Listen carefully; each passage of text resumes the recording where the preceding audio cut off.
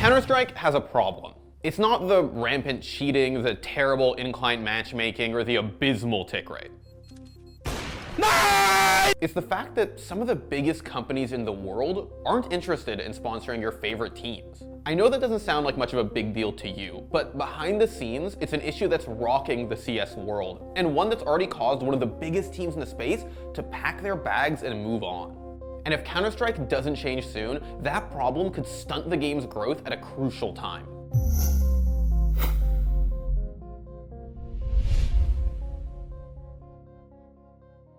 So, last year SK Gaming pulled out of Counter-Strike, and they haven't gone back in. What's even weirder is that before they let all their players sign with the Immortals-owned Made in Brazil brand, they had one of the best teams in CS. Before June 2018, SK Gaming had a two-time major winning roster on their payroll. Sure, results started to slip, but they were still one of the best rosters in the world, and they had a legion of Brazilian fans. But in June, 2 years after signing that team, SK Gaming let their contracts lapse and let all the players go to MIBR. And for our purposes, however that team performed afterwards doesn't really matter. SK Gaming, one of the oldest brands in esports, a team with a near constant presence in CS since 2002, all but gave up on the game. They could have picked up another CS team, but instead they took their money and invested in League of Legends, with a new permanent spot in the LEC. According to SK Gaming's managing director, Alexander Mueller, that was because the organization didn't really see a future in Counter-Strike. We were asking ourselves, will they be this #1 asset as they have been mid-2016 till the end of 2017 again? And at some point we decided against it. We're not saying it's a bad team. We just said that the team is probably, they hit their peak, and it's going to be very tough for them to compete at the highest level again. But skill and trophies aren't the only reasons SK didn't see their CSGO team as a strong asset going forward. They were also worried about how many sponsors they could sell on Counter-Strike in general. It's also connected to the new brands that we're working with, especially with the sponsors. Counter-Strike is a more problematic title than some people think, especially when it comes down to the sponsorship market in Central Europe, in Germany. A lot of companies actually have a problem with the game. It's a 16+ title, and we have no problem in working with and around it, but for some partners it is a sacrifice, and they might not want to do it. As much as it pains me to say it, Counter-Strike is a problematic game. It's a game in which you have to play as terrorists, wielding realistic weaponry in order to kill counter-terrorism specialists and plant a bomb that'll destroy anything from a city block to a nuclear power plant. Look, you and I both know that just because you play a lot of CSGO doesn't mean you're gonna go around and blow up a wagon in a European castle. Get out of there, it's gonna blow! But you can't deny that the optics on CSGO are pretty bad, especially considering the current political situation in the US and around the world. It doesn't matter what side of the political spectrum you're on. CSGO just kind of looks bad to a casual observer who sees gun violence on the news every night. And those outside observers have a lot of money. Those sponsors that Mueller mentioned weren't interested in Counter-Strike, well, he didn't name any names, but Deutsche Telekom and Mercedes-Benz, two huge companies, didn't sign on until after the organization left Counter-Strike to get on their League of Legends team's jersey. SK aren't the only team that's had problems in CS either. Over at Splice, team co-founder Marty Strenzewilk says that his organization also left CS due in part to the sponsor issue. Counter-Strike is challenging to sell to sponsors. It is a first-person shooter, and it's a very explicit one with the terrorism angle to it. I hate that that's the case. It's a wonderful game. I love watching it, but it's the facts of building sustainable business, right? It's much easier to build a sustainable business around a game like Overwatch or League of Legends or Smite or Rocket League, let's go with the most extreme example, right? Than a game where it is about blowing something up. Look at FC Schalke. The German soccer team got into esports in 2016, and their managing director Tim Reichert said that CSGO was not something the club was interested in. Flash forward to 2019 and CS is bigger than ever. It's probably the biggest game in the West in terms of viewership, and there's never been a better time to get into the scene. And yet, Reichert says that FC Schalke still wants nothing to do with Counter-Strike.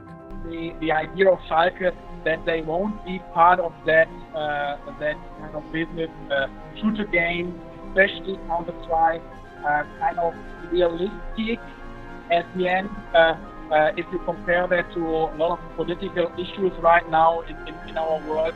So shooters won't be part of Schalke, not now, and I also doubt in the future. Now, this isn't to say that every single non-endemic company in the world doesn't want to touch CSGO. Astralis has Audi, Team Liquid has Honda, there are plenty of companies out there. And there are even some people out there that think that the ones having trouble with selling CSGO sponsorships are just barking up the wrong tree. There's market for everything. There are brands interested in first-person shooters. There are a lot of brands. I know them. I speak to them.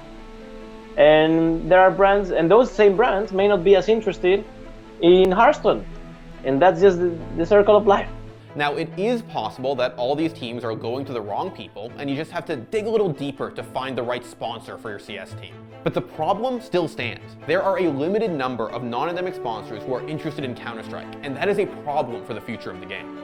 CSGO experienced a huge explosion in popularity during 2015, and viewership has been on the rise ever since, even breaking records during the majors. And yet, all the growth opportunities seem to be going to other games right now.